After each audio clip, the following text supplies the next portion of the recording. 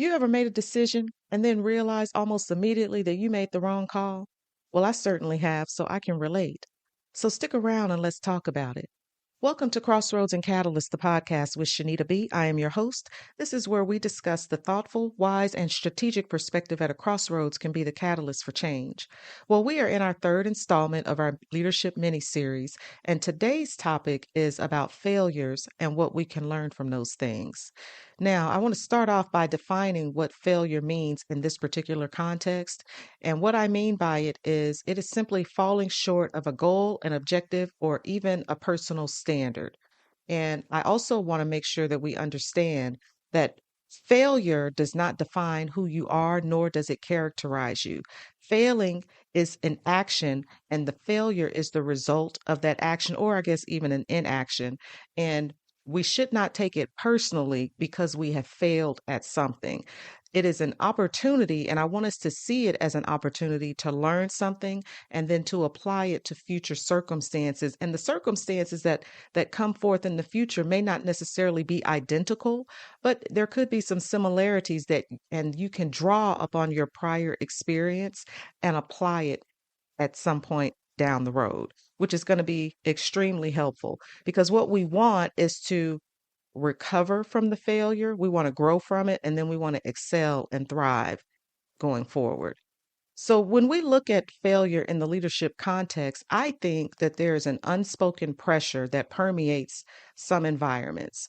And by that, I mean we are led to believe that we have to get everything right as leaders.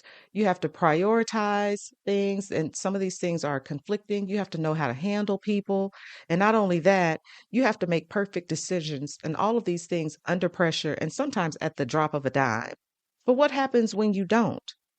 Because maybe leadership is not always about getting things right, but more so about how we handle things when we get them wrong. And how you respond in the face of your failures will speak volumes about you. And that is just as important as the failure itself.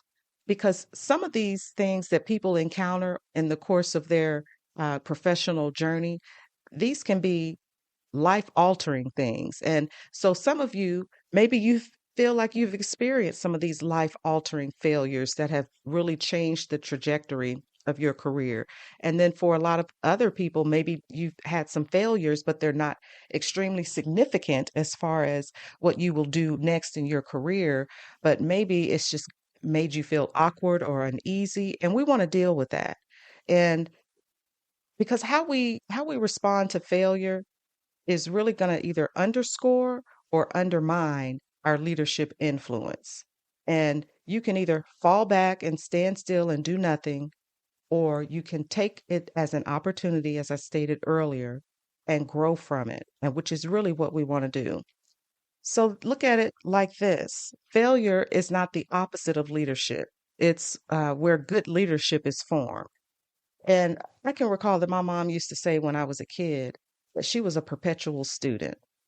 And as a kid, you understand a little bit about that because that seems pretty plain, right? But you're thinking of it in the context of going to class and getting a classical education. But the older I get, the more it makes sense of what she was talking about. She wasn't just talking about books. She was talking about life and what it teaches us. And whether you are working or whether it's in your personal life, you are going to encounter things that are going to stop you and require you to look at it and take a another assessment and another viewpoint of what it is that you've encountered. And failures have a way of doing that in a very harsh way sometimes. And what we have to do is stop fearing mistakes and learning from them. And this requires humility. Humility is the thread that holds our leadership together, really holds our lives together, because if you don't remain teachable, you're going to stunt your own growth. And that can definitely be problematic, especially if you're trying to climb the ladder, I suppose would be the way that I would say that. So leadership should humble you and you should be teachable as a result of it. And I also want you to look at it this way, because if humility is the teacher, then failure is the study room. We cannot continually have success without some type of bump in the road that causes us to take a look at ourselves and do an inventory, because sometimes you have to check yourself. Let's face it, we're not always doing things the right way, and just because you're successful does not mean that you have gotten to that point. Uh, by the best means. And I'm not speaking about anything unethical or even immoral, but my point is you got to have some time to slow down and really look at yourself and ask yourself, hey, is this am I going about this in the way that is really going to help others and benefit myself, or is it all about me and me trying to climb the ladder and get promotions? That's not how you want to be known. And when it comes to failure, feedback is going to be necessary in the aftermath of that failure, because you got to do a post-mortem on your failure. Again, not to look at yourself and just continually blame yourself and beat yourself up, because you do have to exercise some grace even with yourself. But really, you want to take this as a chance to slow down, decompress, and see, hey, what is it about this that caused this situation to arise, and why did it make me respond in the way that I did? And so that's kind of really at the heart of it. So this I want to talk about some examples and then get into some what can we do, some actions that we can take, not only to try to minimize some of the failures and mistakes that might lead to even more significant failures, but what we can do in the aftermath to review those failures and find out, hey, this is what we can do this is what we can do differently, and this is how I want to apply this if I were to encounter something like this in the future. I can remember as a new department leader at an organization where I worked in fast paced environments for most of my career, and this was no different. Fast paced environment, lots of deadlines, both internal and external to the organization. The team and I were working really hard, and one of the team members who was responsible for a pretty significant portion of things that we were working on at the time, he fell ill immediately and he could not finish his work. Had to send him home. And I think maybe he was off work for 1 or 2 days. I can't recall. But he asked about his work. Well, what about my work? Okay, well, we'll take care of it. You just go home. Well, it turns out that I overpromised and I underdelivered, and which was very disappointing, not only to him, but to myself. And what I had to do was I had to take ownership of the fact that I had committed to something that practically I could not make happen. Even though I wanted it, I wanted to be able to step in and say, "Hey, this is what we're going to do." We just couldn't do it. And I had to eventually apologize to him and say, look, I'm sorry that this didn't work out the way that I intended. I overpromised, but it won't happen again. And I made sure to stay true to that, because what I did in the aftermath is I assessed, well, what did I do and why did I do it? And I realized that what I had done is I wanted to help him in those moments, but then really looking at it, I realized that that was not something that I could actually do just because of where we were within the department. We just didn't have the resources, and it would have been too difficult to try to spread and delegate that work. Okay, but that's sometimes how it happens, and that's a small failure. Um, I have another scenario. A colleague shared with me that he was working with a leader. There were some acquisitions that had taken place, and typically he would be responsible for setting up these locations within their system. But the information was not conveyed to him, and so it didn't happen. Well, I guess when his leader realized that it hadn't been done, he was furious, and he was ready to go so far as to issue a formal disciplinary action, which most of us are aware this is a blight on your professional record at that particular organization. And he would not take ownership of it. And by he, I mean his leader would not take responsibility for any role that he played. He just refused. And he was willing and able essentially to blame this guy for not doing his job, even though there was information that he had that needed to be conveyed in order for this gentleman to get his work done. Well, the problem here is my colleague, he continues to talk about this with with what is the word that I want to use? He continues to talk about this incredulously because he can hardly believe that he was put in a situation to be blamed for something that he was unaware of. And this leader, he lost all respect. And again, he wouldn't take ownership. He wouldn't be accountable for it. This is the lasting impression because the gentleman still talks about this today as if it happened yesterday, even though this was something that took place a couple of years ago. This is the type of impact that our decisions have on other people. And some of the failures that are the result of our inaction or our action, well, some of them are going to be public, meaning they affect other people and other people are aware of them. And then others are going to be more private and we're the only ones who are aware. And maybe those are the ones that are falling short of our own personal standards that we set for ourselves, but they're still failures nonetheless.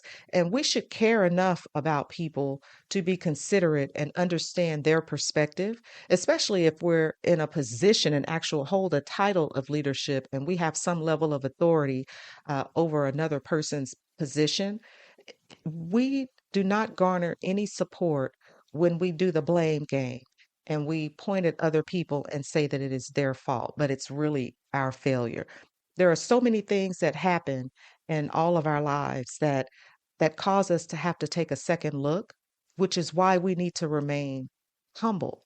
And I'll tell you even another failure, just even the part of the reason why I started this podcast. I I sought a position. I thought I had a good shot, and it turns out I didn't get it. And I had to really take a look at myself and say, okay, was this really about me and the skill set and the character and the experience that I bring? Well, my decision at that point was no, it was not, even though it was a failure, it was something that I had striven for at the time or strived for at the time, but I didn't get it. And I didn't allow that to define me. And this does not mean that it was easy because we have to struggle with the failures. Failures, by their very design, are really there to cause us to question ourselves. But we should not degrade ourselves into thinking that we are incapable of doing a thing. You have to find what is good for you. What is, I guess, a good avenue in which to apply your skill set so that you can excel. There is no one position, there is no one title, there is no one thing that will define you as who you are. Again, this is work. This is something that we do, and we should find some level of satisfaction in it. But if we don't get the very thing that we're going after in that moment, it should not be enough to stop you from trying again. Because I tried again and I finally succeeded. And it took me a while to get there, but I did it because I didn't allow one particular situation to dictate to me what I could do with my career for the next stage of it. And so I want you to be encouraged by that as well. So let's talk about some of the actions that we can take. Number one, to minimize some of the mistakes that can lead to failures. And so with that, number one, we're saying that you have to slow down and assess the situation. You would be amazed at what 5 minutes can do for you. It will help you to think a little more clearly. It will help you to ask questions and clarify some things that need to be done. And this is really what you're looking for. Number two, ask for guidance if you report to someone. All of us have to report to someone. And if you're at the top of the chart, well, then you maybe need to turn either to your colleagues or maybe you have a board of directors to whom you report. The point is that you want to get some guidance, especially if it's something that you've not experienced before. You want to get some clarity around that. Number three, follow through on your commitments. And if you're unable to do so, communicate that as early as possible. People can be very understanding if you're upfront with them, but if you wait until the last minute, you will feel the wrath sometimes depending on what the situation is. You just want to avoid that if at all possible. And number four, avoid making excuses. It's not a good look. That's the plainest way to say that. It does not help you.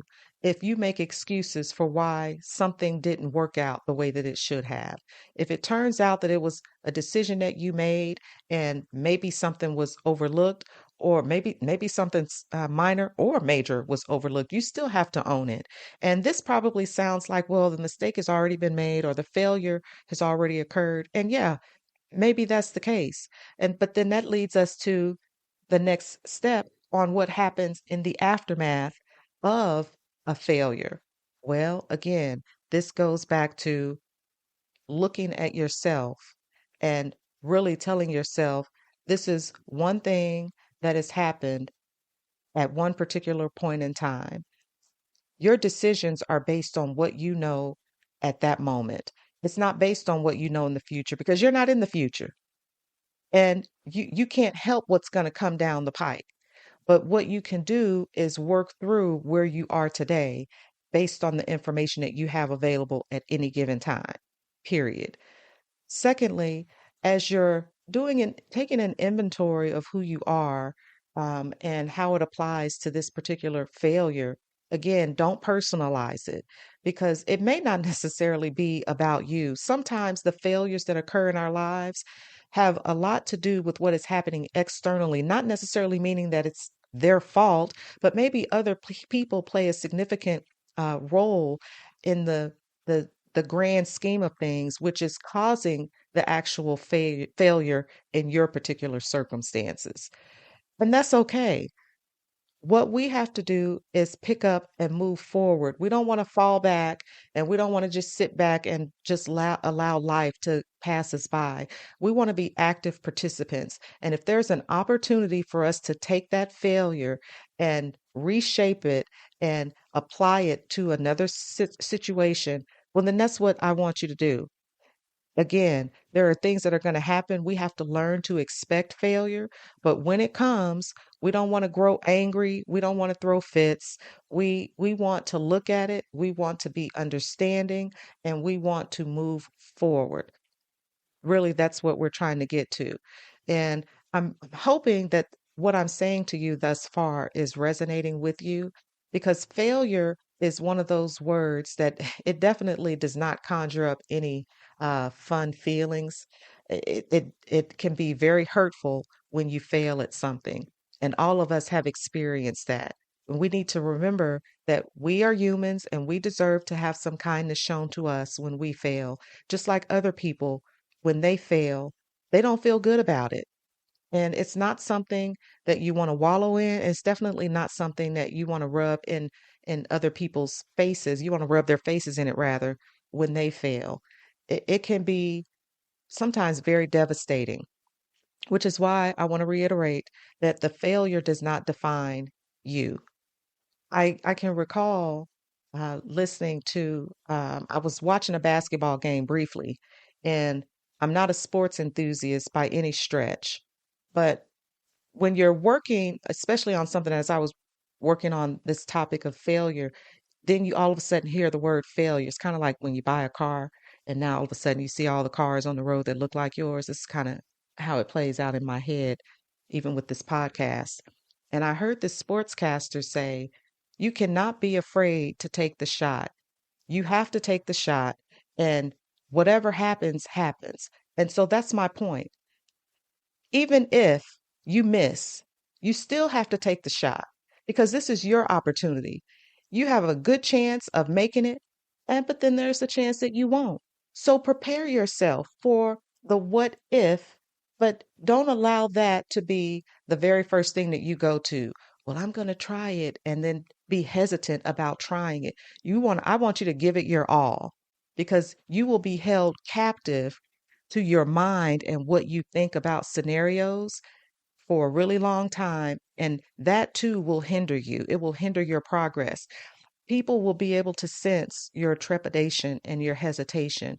So go in boldly and with confidence and let it be known I'm here. I've showed up so that I can get the job done and I'm going to do it well and whatever comes I'm going to deal with it at that time. Sharpen your skills, work on your character and know that it is possible. Okay? So now it's your turn and I want you to tell me what is one lesson that you have learned the hard way? Okay, think about that question. And if you feel so inclined to share it, I would love to hear about it. So send an email to me at theshanita.brown@gmail.com. And also give me a like and a subscribe.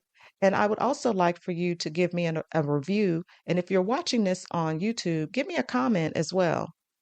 I appreciate that you have joined me today and that we've had the opportunity to discuss failure.